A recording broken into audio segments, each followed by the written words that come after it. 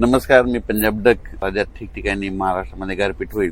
तर खूप ठिकाणी महाराष्ट्रामध्ये अहिल्यानगर झालं, धुळे जिल्हा, नंदुरबार जिल्हा, बऱ्याच ठिकाणी म्हणजे जवळपास खूप ठिकाणी गारपीट झाली. लातूर जिल्ह्यात झाली.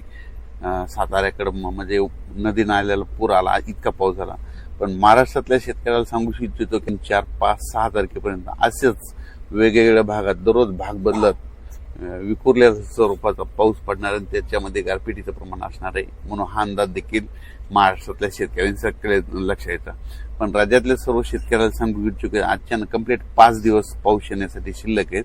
तुम्ही तुमची शेतीची कामे करून घ्या, कारण की राज्यामध्ये 7 ते 14च्या दरम्यान मान्सूनचा पाऊस येणार आणि त्यामध्ये शेतकऱ्याच्या पेरण्या होणार आहे. पण या मान्सूनच्या पावसामध्ये काय होणार आहे, ओढे नाले वाहतील असा पाऊस पडणार आहे. नद्यांना पाणी देखील येणार, पूर देखील येणार आहे. म्हणून हा अंदाज लक्षात येतात. पण या मान्सूनच्या पावसात गारपीट कधी नसते, पण या वर्षी या मान्सूनच्या पावसात मात्र 7 ते 14 मध्ये ठिकठिकाणी गारपीट बघायला भेटणार आहे. म्हणजे ह्या मान्सूनच्या पावसामध्ये देखील गारपीट पाहायला भेटणार आहे. वादळी वारं देखील वाऱ्याचा वेग देखील बघायला भेटणार आहे. पाऊस देखील तसाच पडणार आहे. नद्याला पाणी येणार आहे, ओढे नाले खळखळून वाहणार आहे. म्हणून हा अंदाज लक्षात यायचा. तर सांगायचं झालं तर मग ही गारपीट कोणत्या कोणत्या जिल्ह्यात होईल, तर सर्वप्रथम आपण विदर्भाकडून घेऊ. विदर्भात देखील काय होणार आहे, वर्धा, नागपूर, भंडारा, गोंदिया, चंद्रपूर, यवतमाळ या भागात देखील काय होणार आहे, 7 ते 14 म्हणजे 10 ते 14च्या दरम्यान तिकडं पाऊस पण पडेल आणि गारपीट देखील होईल, ओढे नाले वाहतील. म्हणून ही अंदाज पूर्व विदर्भातल्या शेतकऱ्यांना लक्षात यायचा. त्याच्यानंतर अमरावती, अकोला, बुलढाणा, यवतमाळ, वाशिम, नांदेड ह्या पट्ट्यातल्या शेतकऱ्याला सांगू इच्छितो की तुमच्याकडे देखील काय होणार आहे, 1 जून ते 5 जून तर हे भाग बदलत पाऊस पडणारच आहे. पण त्या व्यतिरिक्त काय होणार आहे, 7 ते 14 मध्ये जे पाऊस येईल मान्सूनचा, त्याच्यामध्ये पाऊस पण पडणार आहे, गारपीट पण होणार आहे, नदी नाल्याला पाणी देखील येणार आहे, ओढ्यांना खळखळून वाहणार आहे. म्हणून ह्या जिल्ह्यात ह्या पट्ट्यातल्या शेतकऱ्यांना लक्षात येतं. त्याच्यानंतर मराठवाड्यातल्या शेतकऱ्याला सर्वप्रथम सांगू इच्छितो, मराठवाड्यामध्ये झालं, नांदेड जिल्हा झालं, हिंगोली जिल्हा झालं, परभणी जिल्हा झालं, लातूर जिल्हा झालं, बीड जिल्हा झालं, जालना जिल्हा झालं, संभाजीनगर, त्यानंतर इकडे जळगाव ह्या पट्ट्यात देखील सांगू इच्छितो की तुमच्याकडे देखील 1 जून ते 6 जूनच्या दरम्यान दररोज वेगवेगळ्या भागात चांगला भाग बदलत पाऊस पडणार आहे, 1 जून ते 6 जून. त्याच्यानंतर सगळ्यात महत्वाचं पश्चिम महाराष्ट्रामध्ये सगळ्यात महत्वाचं अहिल्यानगर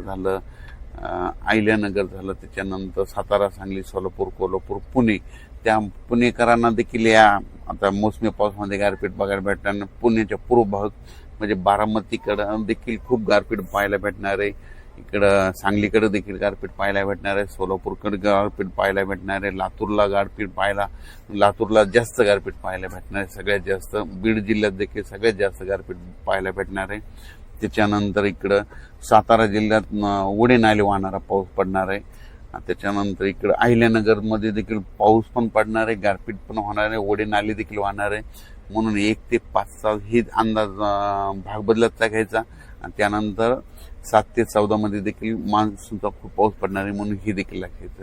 त्याच्यानंतर उत्तर महाराष्ट्राकडे नाशिक, नंदुरबार, धुळे जिल्ह्यात त्या भागात देखील काय होणार, तिकडे देखील पाऊस पण पडणार आहे आणि काही काही भागात गारपीट पण होणार आहे. म्हणून अंदाज लक्षात.